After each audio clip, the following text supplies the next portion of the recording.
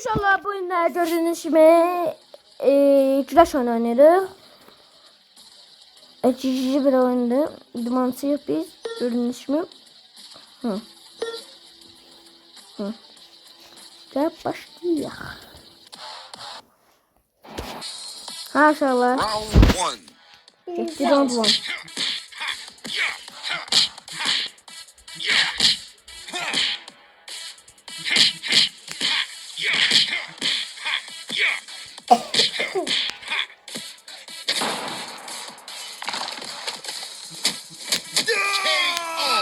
Çürüğü.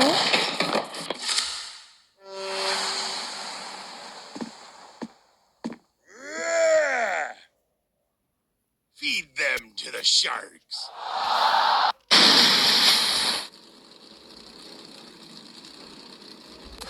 Round 1. Fight. Yeni bunu.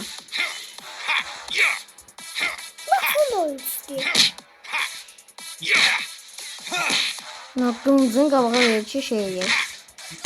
Yumruğu ne buydu da bunun? En çok bizdedir. Bunun kılıncı böyüdü. Ne var? Göz neyin çalışıyor? Çok.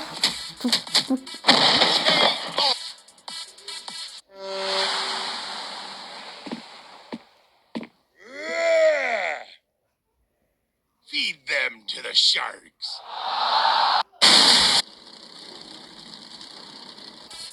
Parçalar şimdi bunları indirir. Bunu da tutar ve kurtarır oyunumuz. Ya bu uşaqlar bütün oyuncularla yok. Yarın oyuncularla başına bütün oyuncularla. Bütün oyuncularla oynaşa vurup kurtarar da yani şu vaxtımız. Əsas ürəkdir.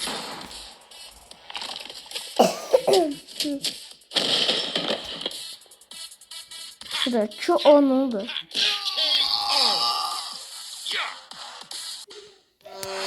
Çalın da ikinci təzdən eləyirik. Üç tane adam atmışıq dənizə. Akulla köşələr deyil. Sharks. Gəl bunu da eləyirik. Fight. Çalın round 1. Bax bunu da eləyirik və ən güclüsünü eləyirik və oyunumuz qurtarır.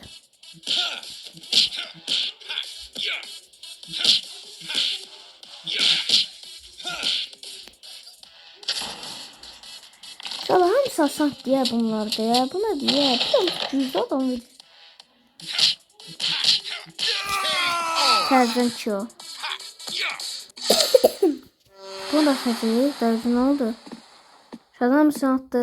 Bazı akıllı böyle. Feed them to the sharks.